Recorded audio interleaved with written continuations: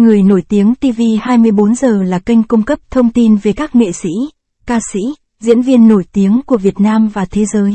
Hãy đăng ký kênh của chúng tôi để cập nhật tin tức nhanh nhất trong 24 giờ. Tranh cãi về lỗi đánh máy của Triệu Lệ Dĩnh phản ánh tình thế tiến thoái lưỡng nan về mặt văn hóa của các diễn viên và sự đột phá của họ.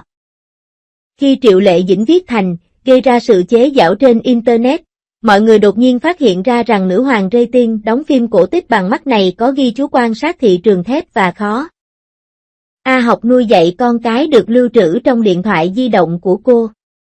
Trong ngành giải trí, nơi giao thông là tối quan trọng, điều thực sự khiến mọi người cảm động không bao giờ là tính cách hoàn hảo, mà là sự chăm chỉ nghiên cứu kịch bản trong thời gian chờ đợi.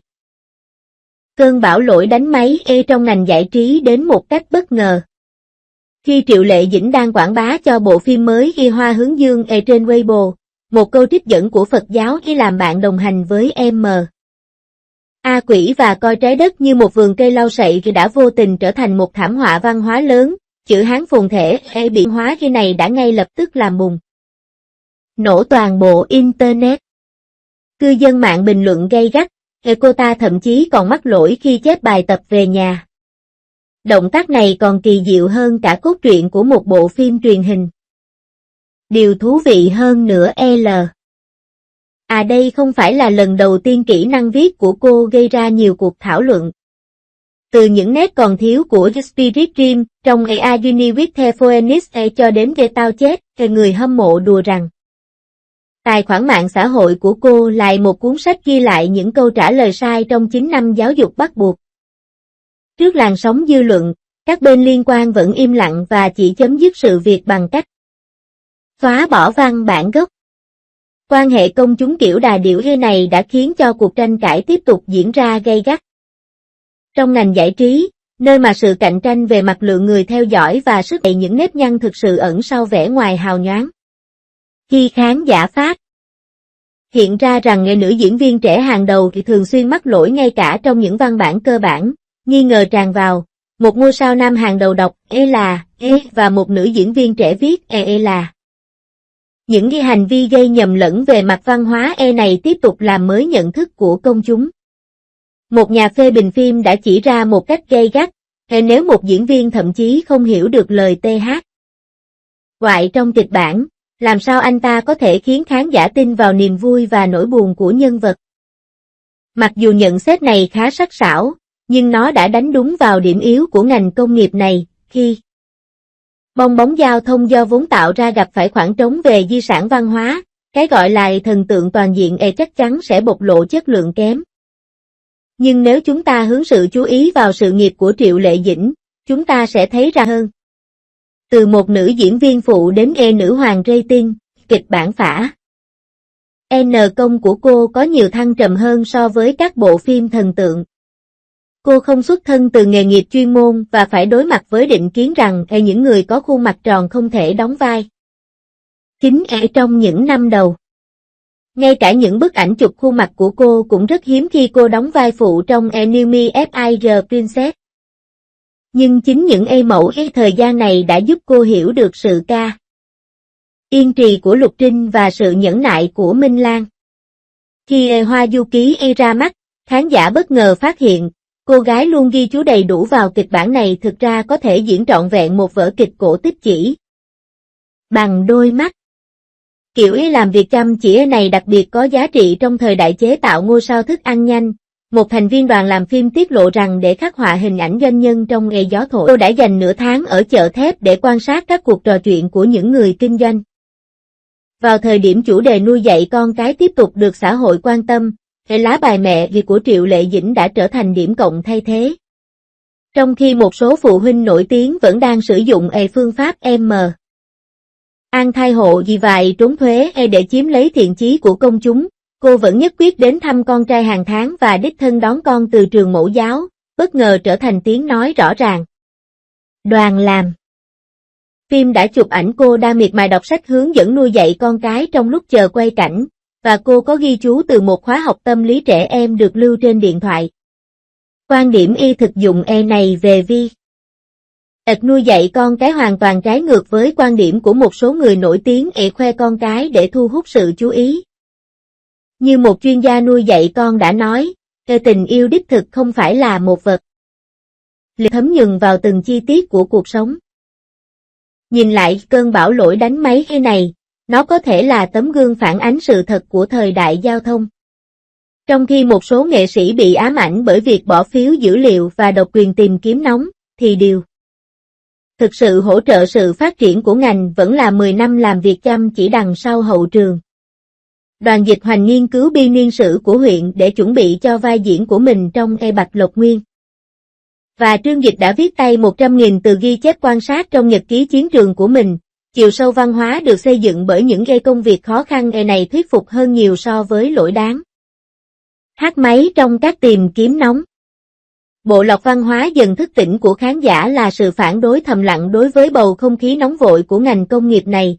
Những gì chúng ta theo đuổi không bao giờ là thần tượng hoàn hảo, mà là những con người thực sự sẵn sàng làm việc chăm chỉ vì vai diễn, thành một tiết lộ thú vị trong ngành. Khi Triệu Lệ Dĩnh trả lời một cách bình tĩnh trong một cuộc phỏng vấn rằng cô sẽ ghi lại những lỗi chính tả vào sổ tay, máy quay đã ghi lại được trải nghiệm biểu diễn dày đặc này trong bản ghi nhớ trên điện thoại di động của cô.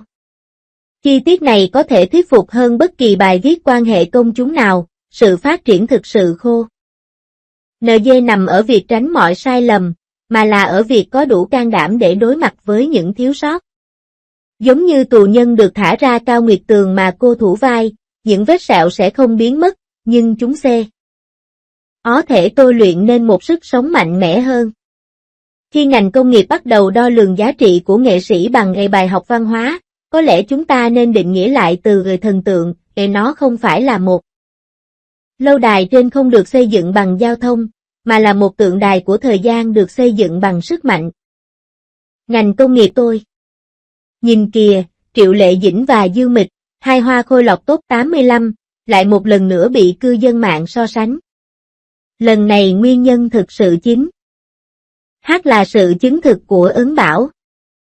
Thật buồn cười khi một số người lại nói rằng cô ấy lỗi thời và không xứng đáng với những thương hiệu cao cấp. Xin lỗi. Ông bố thương hiệu ngay lập tức thể hiện sức mạnh của mình để bảo vệ con mình. Anh ấy không chỉ gia hạn hợp đồng mà còn đưa ra thông báo chính thức vào lúc 15 giờ 20 phút. Mức độ chiều chuộng này quả thực quá ngọt ngào. Cái tát vào mặt đến quá nhanh, cũng nhanh như tốc độ mẹ tôi quay lưng dê lại với tôi vậy. Nhưng rồi, sự thay đổi của Ứng Bảo qua từng năm thực sự có thể nhìn thấy bằng mắt thường. Trước đây, mọi người thường phàn nàn rằng khuôn mặt tròn của họ trông nhà quê, nhưng bây giờ thì sao? 5 tháng như con dao chặt thịt đã khắc họa nên vẻ ngoài người ta là nữ hoàng ở trên khuôn mặt bà. Điều này không thể đạt được chỉ bằng cách thay đổi cách trang điểm hoặc kiểu tóc, đó hẳn là kết quả của sự tu dưỡng nội tâm. Ngược lại, Dương Mịch vẫn đang vội vã trên con đường nữ tính. Một số người ca ngợi bà là nữ thần không tuổi, trong khi những người khác lại nói bà đứng im. Thành thật mà nói, ngành giải trí đang cập nhật và thay thế mọi thứ còn nhanh hơn cả tốc độ tôi thay ốp lưng điện thoại. 3 chữ nữ tính có thể tồn tại được bao lâu? Trên thực tế, con đường sự nghiệp diễn xuất của 85 bông hoa giống như hai ngã ba đường. Dinh Bao, xuất thân từ tầng lớp bình dân, đã vươn lên từ một vai phụ vô danh thành nữ diễn viên chính xuất sắc N. Hất hiện nay, nhờ vào kỹ năng diễn xuất vững chắc của mình. Blau Mitsum, nhân vật nào không thể nào quên. Bản thân cô cho biết cô chưa bao giờ nghĩ đến việc giành giải thưởng phi thiên. Sự khiêm tốn như vậy thực sự rất hiếm trong ngành giải trí. Dương Mịch luôn là nữ hoàng của các chủ đề, một biểu tượng thời trang và một ngôi sao giao thông. Nhưng danh tiếng của công việc của tôi nên nói thế nào nhỉ? Nó giống như món ăn tôi nấu, đôi khi ngon, đôi khi dở. Fox Spirit Matcha và Secretatin of Onthin có nhiều đánh giá trái chiều từ khán giả, và lượng truy cập cao không đồng nghĩa với danh tiếng tốt. Đây chính là vấn đề cô ấy cần phải suy nghĩ. Tôi không có ý nói ai giỏi hơn hay tệ hơn, cả hai chị em đều tỏa sáng trong lĩnh vực của mình. Nhưng lựa chọn của họ có thể truyền cảm hứng cho các nghệ sĩ khác, làm thế nào để tìm được việc dựng con đường trong ngành giải trí. Điều còn bất ngờ hơn nữa là hai bông hoa 85 tưởng chừng như không thể nhận ra này thực sự đã hợp tác trong bộ phim Kỳ Giang Nguyên Lộ. Vẫn hợp tác với các chi nhánh quốc tế. Ôi trời ơi, người hâm mộ. Phát cuồng mất thôi. Trước đây, người hâm mộ của hai nhóm không ưa nhau, nhưng giờ họ đã bắt đầu ủng hộ hai cặp đôi này. Tên tiếng Anh của Dương Mịch là Mini, ID mạng xã hội của Triệu Lệ Dĩnh cũng là Mini, thật trùng hợp. Đơn giản là số phận thôi. Tuy nhiên, bạn phải lý trí khi ủng hộ chính phú và đừng quá ám ảnh. Bộ phim vẫn chưa được phát hành tại Trung Quốc, nhưng sau khi ra mắt tại Cannes, nó đã nhận được nhiều đánh giá trái chiều. Một số người cảm thấy khả năng diễn xuất của hai diễn viên 85 Hoa đã hỗ trợ toàn bộ bộ phim, trong khi điều khiến tôi ấn tượng nhất là Diên Bao đã thực sự cố gắng hết sức cho bộ phim mới Y Hoa Hướng Dương. Thăm gia đình trẻ em khiếm thính, học ngôn ngữ ký hiệu và liên tục trau dồi vai trò với giám đốc. Fan. Sự chuyên nghiệp này xứng đáng được khen ngợi. Đạo diễn Phùng khen ngợi cô là một trong những diễn viên có sức thu hút nhất mà ông từng hợp tác.